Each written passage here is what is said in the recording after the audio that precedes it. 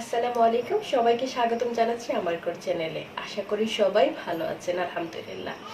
আজকে আপনাদের সাথে আমি যে জিনিসটা শেয়ার করব সেটা হচ্ছে প্যান্ট প্লাজো।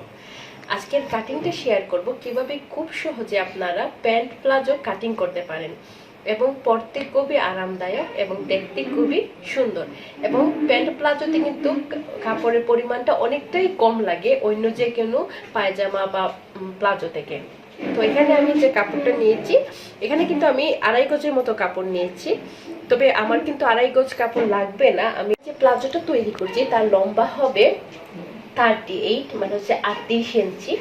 আর ওয়েস্ট মানে কোমরের মাপটা হচ্ছে 38, লম্বাও 38, আবার আমি কোমরের মাপটাও নিয়েছি 38।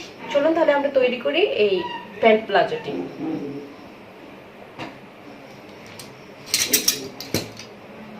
এখানে প্রথমে কাপড়টিকে 2 ভাঁজে বিছিয়ে নিয়েছি। দেখুন, একবার মানে 2 ভাঁজ। এই সাইডটা হচ্ছে মানে খোলা সাইড, আমার দিকে আছে বন্ধ সাইড। এখন আমি এর লম্বা মাপটি নেব। এদিকে আমি 3 ইঞ্চি পর মাপ। আমি প্রথমে এদিকে কোমরের জন্য 3 ইঞ্চিতে দাগ দিচ্ছি। কোমর মানে হচ্ছে আমি বেল্টটা, এটা হচ্ছে ভিতরের সাইড পড়বে। আমি এই দিক দিয়েও 3 ইঞ্চি দাগ দিচ্ছি। এরপর আমি এখান থেকে আমি লম্বার মাপটি নেব। আমার মানে তৈরি লম্বা হচ্ছে 38 ইঞ্চি, আরো 2 ইঞ্চি নিচ্ছি আমি ফোল্ড করার জন্য। আমি এখান থেকে আমি মাপ নিচ্ছি। এখানে প্রথমে 38 ইঞ্চিতে আমি একটি দাগ দিচ্ছি। 38 ইঞ্চি হচ্ছে আমার তৈরি মাপ, আরো 2 ইঞ্চি নিচ্ছি আমি ফোল্ড করার জন্য। আমি স্কেল দিয়ে মিলিয়ে দিচ্ছি।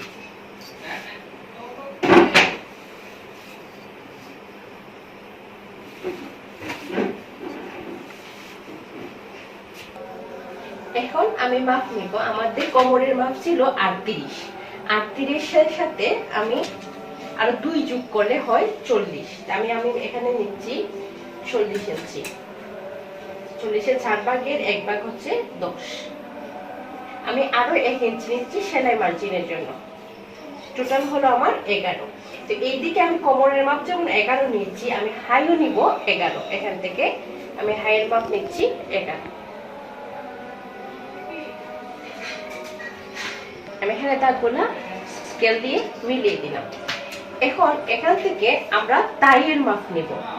আপনারা চেষ্টা করবেন আপনাদের মানে যার যার নিজের মাপ অনুযায়ী নিয়ে নিতে। আমি এখানে টাইয়ের মাপ নিচ্ছি 13 ইঞ্চি।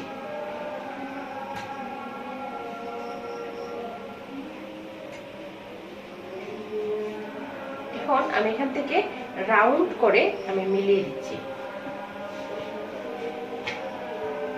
কারণ আমি যে 13 ইঞ্চি নিয়েছি,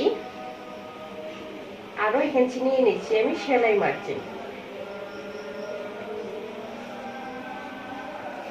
এই 14 মিডিল পয়েন্ট আমি এখান থেকে বের করবো। যেহেতু আমি 14 ইঞ্চি নিয়েছি, তো আমার মিডিল পয়েন্টটা আসছে 7। এখান থেকে আমি মিডিলে নিব 7। এটা আমি শেপের জন্য। এখান থেকেও মুহুরি থেকেও আমি 7 ইঞ্চিতে দাগ দিচ্ছি। এখন এই দাগগুলো আমি মিলিয়ে নিব। এখন এই মিডিল পয়েন্ট থেকে আমি আপনাদের যার যার মুহুরি যত রাখতে চান তত রাখতে পারবেন। আমি এখানে আমার মুহুরি তৈরি মাপ নিব 8। তাইলে আমি 2 সাইডে 4, এই দিক থেকে 4, টোটাল 8, মানে আমার মুহুরি হবে 16। এই দিক থেকে আমি সেলাই মার্জিন মানে আরো আধা ইঞ্চি নিয়ে নিচ্ছি। এইদিকে কিন্তু একই পরিমাণ থাকবে। এখন আরেকটা জিনিস, এইদিকেও শেপ হবে। এইদিকে কিন্তু নরমাল যে কোনো প্লাজোতে শেপ হয়, কিন্তু প্যান্ট প্লাজোতে কিন্তু দুই দিকে শেপ মানে শেপ আসবে। কারণ এইদিকে শেপ আমি কতটুকু দিব, এই কোমর থেকে আমি 18 ইঞ্চিতে একটি দাগ দিচ্ছি। এখন আমি একটি শেপ স্কেলের সাহায্যে আমি শেপ দিয়ে দিব।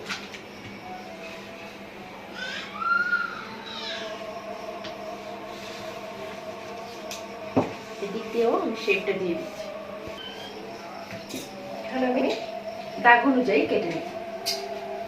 এটা আমার ফ্রন্ট পার্ট, মানে সামনের পার্টটা আমার কাটা কমপ্লিট। এখন আমি এটা লিখে রাখছি, এতে আমার সুবিধা হবে। দুইটি লিখে রাখলাম। এটা হচ্ছে আমার সামনের পার্ট। এখন আমি পেছনের পার্টটা কাটবো।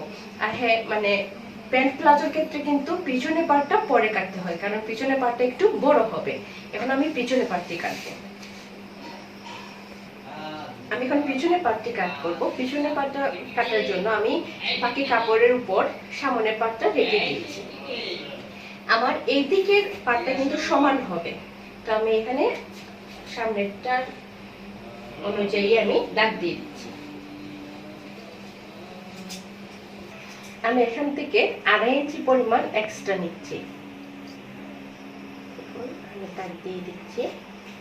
একইভাবে এদিক দিয়েও কিন্তু আমি 2.5 ইঞ্চি পরিমাণ বেশি নিব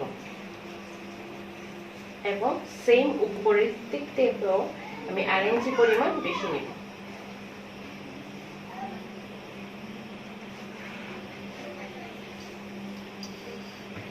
থেকে আমি দাগ দিয়ে দিচ্ছি 2.5 ইঞ্চি পরিমাণে, এতে করে আমার শেপটা দিতে একটু সুবিধা হবে। আর অবশ্যই টেনশন করবেন না, আমরা যেহেতু সামনের পাটের চাইতে পিছনের পাটটা বড় দেওয়ার কারণ হচ্ছে একটু শেপটা সুন্দর আসে এবং পরতে খুবই আরাম লাগে। কিন্তু আমরা সেলাই করার পরে কিন্তু আর বুঝাই যাবে না একটি পাট বড় এবং একটি পাট ছোট। এদিক দিয়ে আমি মিলিয়ে দিচ্ছি, কিন্তু এখানে যে আমি বেশিটা নিচ্ছি এদিক দিয়ে কিন্তু আমি বেশি নিব না, এখানে আমি কর্নার করে মিলিয়ে দিচ্ছি দাগটি।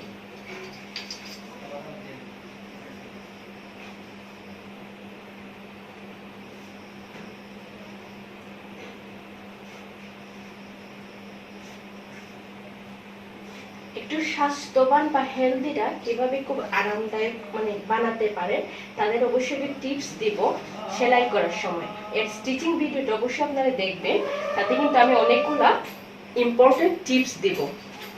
আমি এদিক দিয়েও 2 ইঞ্চি পরিমাণ 2.5 ইঞ্চি পরিমাণ বেশি নিচ্ছি, দাগগুলো শেপ স্কেল দিয়ে মিলিয়ে দিচ্ছি। এখন আমি দাগ অনুযায়ী কেটে নিব। আমাদের প্যান্ট প্লাজো কাটিং কমপ্লিট। দেখুন খুব সহজে হয়ে গেল আমাদের প্যান্ট প্লাজো কাটিং। এর স্টিচিংও কিন্তু খুবই সহজ। আর যারা স্টিচিংটা দেখতে চান অবশ্যই কমেন্ট করে জানাবেন, আমি চেষ্টা করব খুব তাড়াতাড়ি স্টিচিং ভিডিওটা দেওয়ার। আশা করি আমার এই ভিডিও মানে কাটিং ভিডিওটি আপনাদের খুব ভালো লেগেছে। যদি ভালো লেগে থাকে অবশ্যই একটি লাইক দিতে ভুলবেন না, আর শেয়ার করবেন যারা আপনার কাছের মানুষ যারা সেলাই শিখতে চাচ্ছে তাদের কাছে। আর হ্যাঁ, আমি এই চারটাও কেটে দিচ্ছি। আমার কিন্তু 4টা পার্ট বের হয়েছে, 4টা আমরা স্টিচিং এর সময় বসে দেখিয়ে দিব কিভাবে খুব সহজে সেলাই করবেন। আশা করি সবার ভিডিওটি আমার খুব ভালো লেগেছে। অবশ্যই লাইক দিতে ভুলবেন না, আর আমার চ্যানেলটিকে অবশ্যই সাবস্ক্রাইব করে পাশে থাকবেন আর বেল আইকনে ক্লিক দিয়ে রাখবেন, যাতে করে আমি যে কোনো ভিডিও আপলোড করার সাথে সাথে আপনারা পেয়ে যান। ভালো থাকুন, সুস্থ থাকুন, আল্লাহ হাফেজ।